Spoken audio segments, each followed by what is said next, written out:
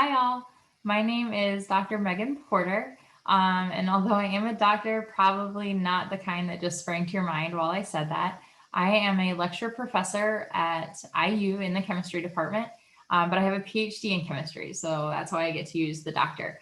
Um, so my job is a lecture professor specifically, so that means I teach only. I don't run a research lab.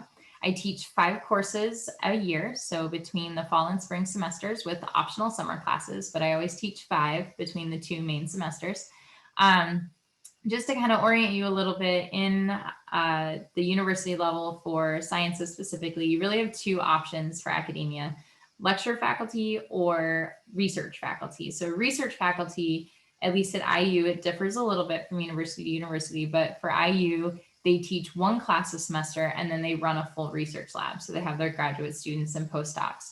Um, to tell you a little bit about kind of how I got here, I went to undergrad at Bucknell University, so wicked small university in Pennsylvania, only about 3,000 students. And I went as a chemistry major because I fell in love with chemistry in high school. I had an amazing chemistry teacher. She would wear black alchemy robes and call herself Al Chemist the first day of classes. And to date myself a little bit, I was in high school when Harry Potter like first hit big. So she would design these demos where one of us got to be Ron and our experiment would explode. One of us would be Hermione and ours would work perfectly. And somebody's would be Harry, who would like work, but not quite in the way we thought it would. And then we would have to apply our knowledge and figure out what was going on in each of the reactions and kind of solve the mystery. And she just made it really fun. And so at Bucknell, you can't major as a pre-med, which is what I originally went for. And so I chose to major in chemistry and then complete any prerequisite requirements for med school.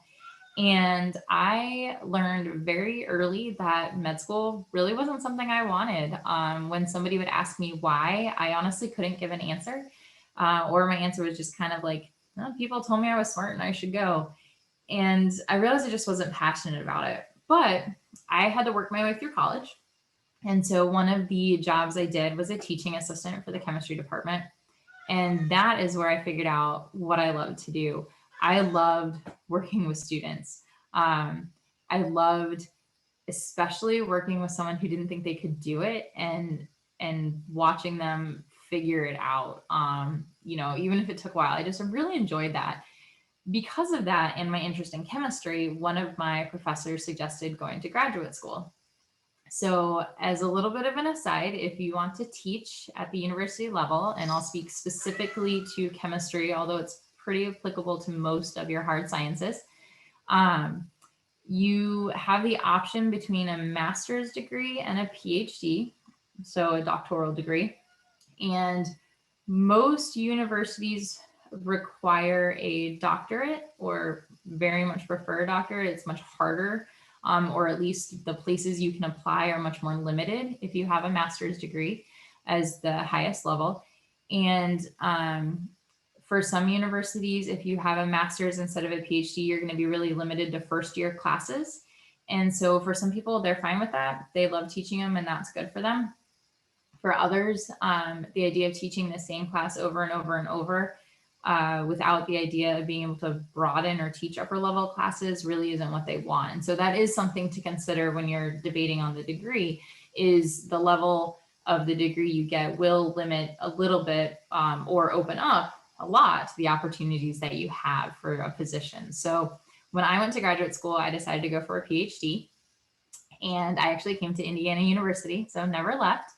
I did my PhD. My research was in the synthesis of anti-cancer and anti-Alzheimer's drugs.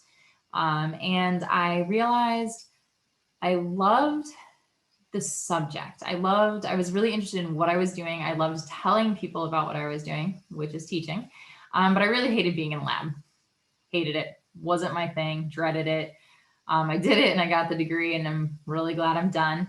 And so that kind of clued me in pretty early on that a research position was not going to be for me. an industry position in a lab or running a research lab at a university, really not going to be my thing. So I really started pursuing opportunities for teaching. If professors were leaving for a trip or to give a talk somewhere, I would offer to teach their course that day.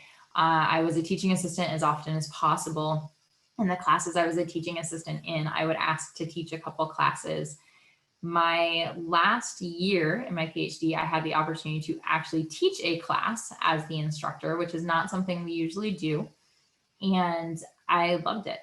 Originally, I was determined that I was going to go back to a school like Bucknell because I really loved the relationships I developed with my professors. I still keep in touch with some of my faculty from college, and I really wanted that with my students. But Bucknell, my largest class was 40. Most of my classes were 10 to 12. At IU, the class that I was a teaching assistant for was almost 200, and the one I was teaching was 150. And when I started, I was like, there's no way I can't develop those relationships. What I found was I could, obviously not with all 150, but I really did develop relationships for students. And so when I was applying for faculty positions after my PhD, a fellow faculty in my department told me that, we're good at teaching small classes, right? We're good at teaching classes where you can put students into groups easily, where, you have one instructor for 20 students or even 40, where you have movable desks that we can get them working together. But a huge challenge in our area is how do we do this in large format classes? And that was like a challenge that it really excited me. So I accepted a position as a visiting faculty at IU for 2 years, and then I accepted a position as full-time. So we're in Indiana to stay. One of the other considerations I had when it came to being a teaching faculty or running a research lab, in addition to my just not enjoying research, was what I wanted for my life outside. So when I wasn't at work, what did I want my life to look like? I am married with 2 young kids, and it has always been a priority of mine to make sure I can be around for my kids. So when they are home, when they're not at school or when they start playing sports, things like that, can I go to their games? Can I support them? And one of the things I love about my job is it's fairly flexible. I put a whole lot of work in, but because I'm not running a research lab where I have to be training people, I don't have to be on campus necessarily to do all of that work. So during the day, I'm there, I teach, I have office hours. But at night or after that, I can come home, I can spend those evenings with my kids. And then once they go to bed, I can get my work done, right? I can write a quiz for the next day, or on the weekends when they're napping, I can do that. So my job is really flexible, but at the same time, it provides me the opportunity to be there for my kids and my family. And that was something that was a huge priority for me. So one of the biggest, actually, there are a couple big challenges. Obviously, I'm recording this via Zoom thanks to COVID. And that has actually probably been the biggest challenge that I've ever faced teaching. My classes are usually fully face-to-face, I should say. Right now, I am teaching a lecture class of 200 students online. I am teaching a lab class of 100 students that they go in once every 3 weeks to the lab, and everything else is online. I have never taught online prior to spring break of last semester. So that has been a huge challenge. I usually do a lot of group work in my class. How do I do that on Zoom? I usually have a lot of teaching assistants to help so that we can be there and answer students' questions. Again, how do we do that on Zoom? I can put them in breakout rooms, but if we can't be there to actually help them through their questions, then there's not really a point to that. So that's probably one of the biggest challenges currently. The other challenge I face, even face-to-face, is the one I mentioned earlier. When I am in a stadium seating style lecture hall with non-movable desks and crammed with 200 students, how do I get them to work together? How do I engage them in the activities so that I'm not just standing up there talking for 50 minutes? That's a huge challenge, and I love it. I love getting people excited about a discipline that just kind of has a bad rep. I don't know. People seem to like bio better than chemistry when they think about difficulty. But how do I do that? Right? That's a huge challenge for me. And like I said before, it's a challenge I love. I have taken it on and it's become one of my passions outside of actually just teaching in the classroom. But how can I reform my classroom to get students more engaged? And so both the online and the engagement in large classes, I think really leads into the question of where are we going to go in education, in higher education in the next 5 to 10 years. I think we're going to see a lot of changes. The online learning has definitely brought the conversation about disparities in access to education and educational tools to the forefront. We all went on Zoom, and that kind of requires internet if you're going to have class meetings. What do we do about students that don't have access to that? I had a student that was one of 8, and all of a sudden in March, all 8 of them were home trying to do online learning at the same time. Yeah, how does that work, right? We had students in different time zones that are still doing class. And so I think, this idea of what does it mean to provide resources to help people be successful? What does it mean to even be successful, right? I think those are big questions that aren't going to go away. I think there are a lot of questions now on the cost of education. What are we providing for the cost that we are asking students to pay?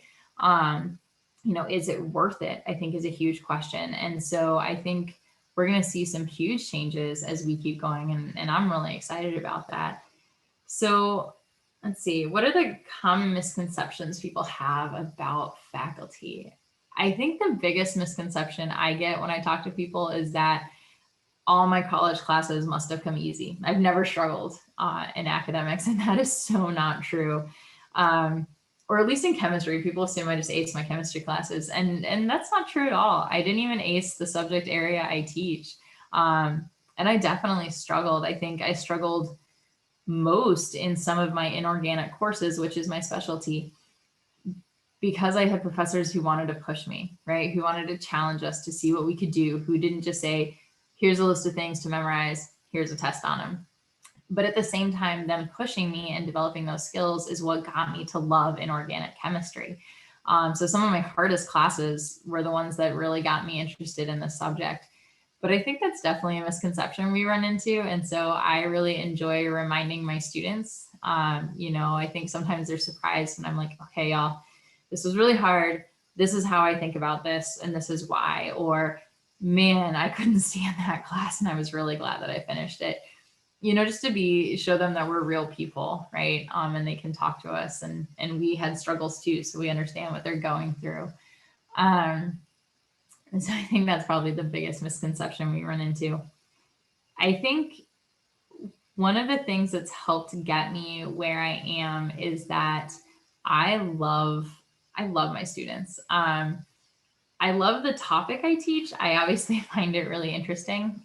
Might be a little biased there, but so much of my job is not actually about teaching chemistry. Most of my students aren't going to go on in chemistry, right? So I want them to learn some, but really my job is helping them develop skills that are going to transfer to, med school, optometry, grad school in a non-chemistry area, industry, right? So these problem solving skills, these teamwork skills, things that aren't chemistry specific. So much of my job is just talking to students, where are they struggling? What's going on outside the classroom? I think for me, that's definitely made a difference in being successful, is, I ask what's going on outside, right? So if someone's not doing well in class, my first question is usually, tell me about what else you have going on this semester. What other classes are you in? Are you working? What other responsibilities do you have? Just what's going on? And that has nothing to do with the chemistry I'm teaching, right? But it has so much to do in helping a student succeed, but also just helping a student feel valued. And for me, I love the relationships I form with students doing that. So I think that's been a huge thing about my job that's gotten me where I was. I think one of my proudest moments was last year when I won a university-wide teaching award. But I think a lot of that isn't necessarily about my teaching. I like to say I'm good at it, but I think it's more so my willingness to engage with students that, is what boosts that or takes that to the next level.